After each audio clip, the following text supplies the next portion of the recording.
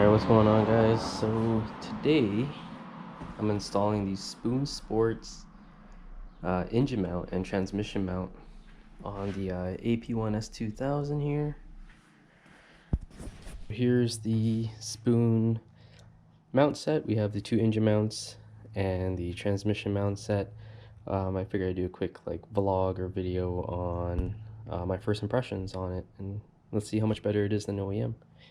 So yeah, I just wanted to mention that this is a vlog style video. This is not a how-to install video.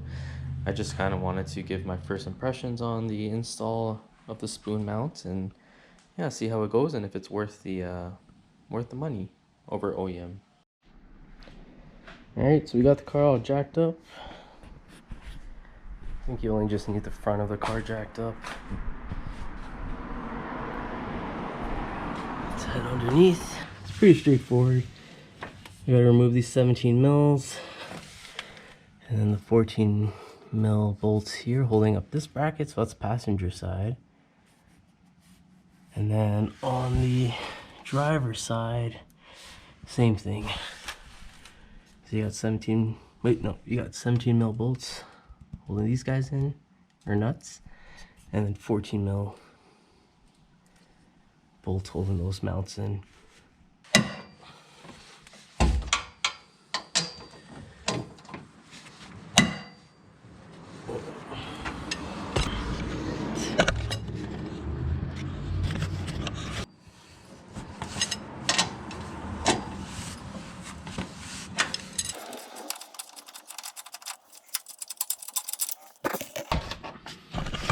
Alright, so we got the bolts out, or the nuts, and now we're going to take the jack.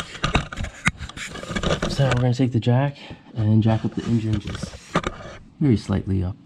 Alright, so we got the engine jacked up a tad bit. Time to remove the 14 mils on the passenger side. Alright, so I got the 14 mils out. Now I just got to wiggle this out. That it's out.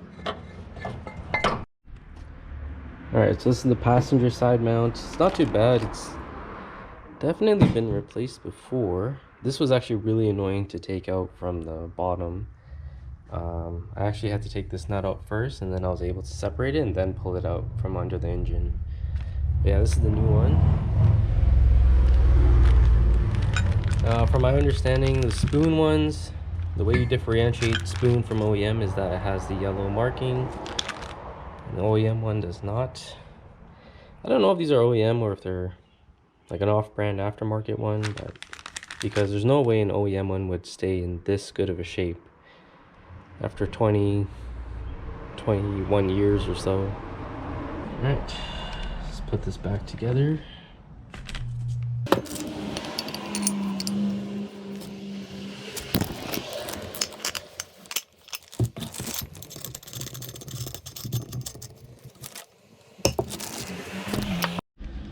This is kind of how I've been torquing it, by the way. Clamp it on, grab your torque wrench, and torque it.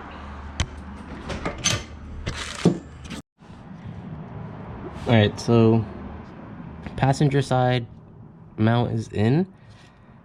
This was a mission. This took forever to get in. But I think it's because you have to really jack up the engine quite a bit, and once you jack it up enough, then you should be able to get this in. Yeah, time to screw in the bolts. Okay, finally got the 4 bolts out here. They were really annoying. You're gonna have to use the combination of a ratchet and a 14mm wrench to really get into those tight spaces there. But yeah, now it's removable. Gotta take this out and put the Spoon one in. Alright, so driver's side is out. That took forever, but time to disassemble it.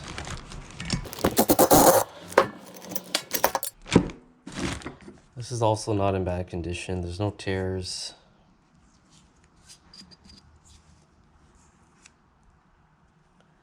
I mean, there's some slight tears going on here, but at the top, but nothing of concern.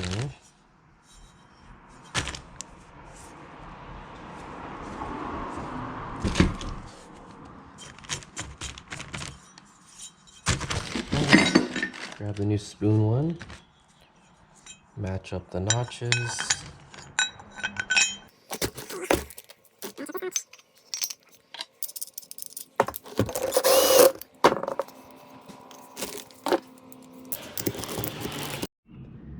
Alright, so after playing around, we got the passenger side and driver side spoon mounts. Just have to reinstall this and torque it down to 40.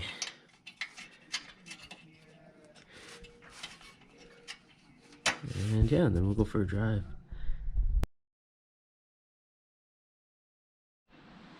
Alright, for the transmission mount, I got the car jacked up on all fours. And this will allow for a bit more access underneath. Alright, so the first step for the transmission mount is you want to get your jack underneath the car with a piece of wood. And just put it under the transmission to support it. That way when you remove the transmission mount, you don't have your transmission sloping down. You don't have to put too much pressure on it, just enough to hold up the transmission.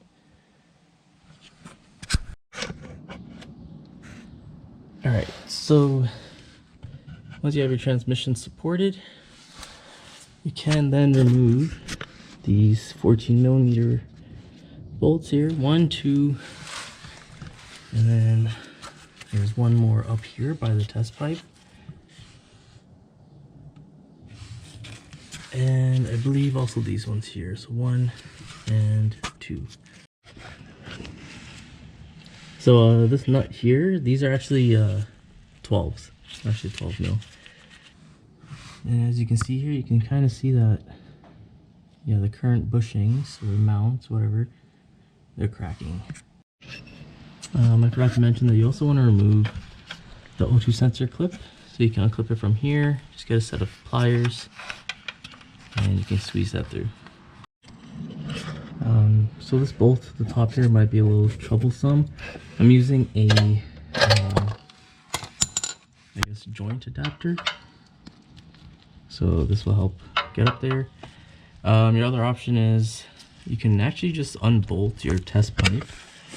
Remove these three bolts, and that should give you enough room to remove this bolt and also install it.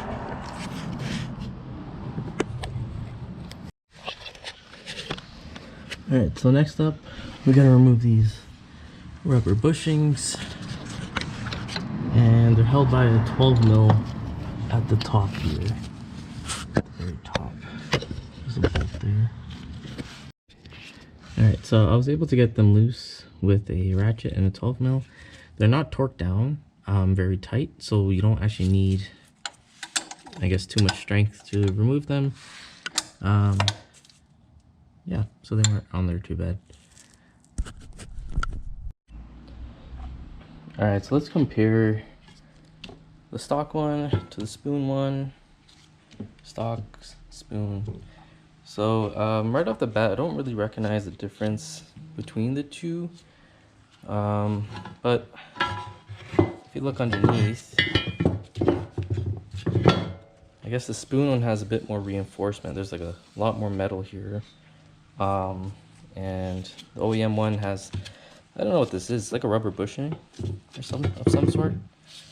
But there's nowhere to put that here on the spoon one, so I guess you would not be reusing this. And if we look at my stock bushings here, they are torn quite a bit. And the stock, or well, the spoon ones are obviously brand new. And it also has a pink dot. I think that distinguishes it as a spoon part. Yeah, so let's get this installed. Alright, so now we're just going to install everything in reverse order. When installing these bushings here, the thicker side goes at the top and the thinner side is oriented downward. And they also have these locating tabs here to, well, locate the tab. So let's just unscrew this bolt. So if you take a look here, there's a locating tab right there. Just pop it in and screw in the top bolt. Yeah, you're not going to be able to get a torque wrench up here to torque these 12 mils, so I would suggest just tightening it by hand as much as you can. I believe it's supposed to be 28 foot-pounds, which is not a lot, so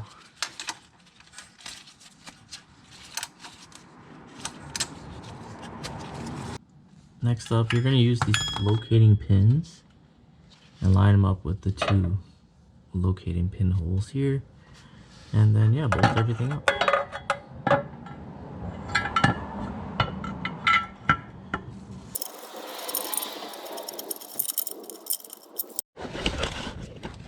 Yeah, so this is actually a lot thicker, so you're not going to be able to get it in with an extension. So I'm going to go ahead and just unbolt the back piece of the cat here, and hopefully that'll be able to pull it down a bit and give me enough room.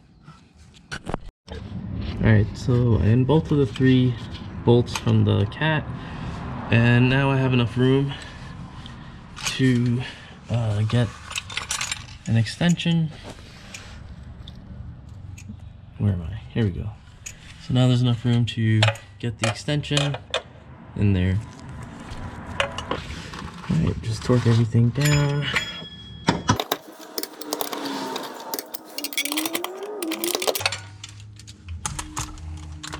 Okay, and then just bolt the cat back up, and yeah, you're done. Yep, don't forget to clip in your O2 sensor clip there. And yeah, basically done.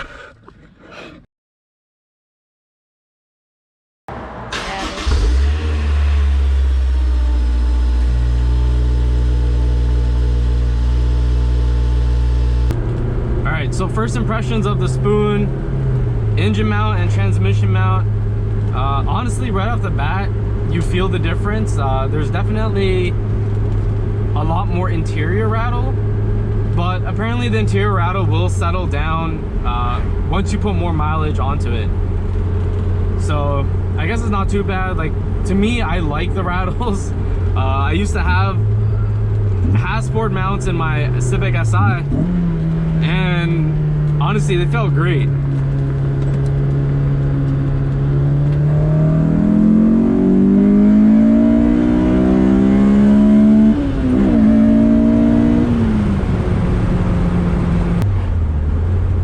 They're spoon parts, so you know they're quality parts. They're gonna last a very long time. A lot of people track with these mounts and they have no issues. In terms of pricing, at least here in Canada, the spoon mounts were only slightly more expensive than OEM mounts, and the OEM mounts were on like back order, so technically it was cheaper and made more sense to buy the spoon mounts. Plus you get the transmission mount on top of that. So it's definitely worth the money over OEM, and the quality is on par with OEM also. In terms of vibrations, yeah, it's not too bad. The only time you really feel vibrations when you have the AC on, and then also at idle. But right now when I'm cruising, I don't really feel it, so it's not too bad.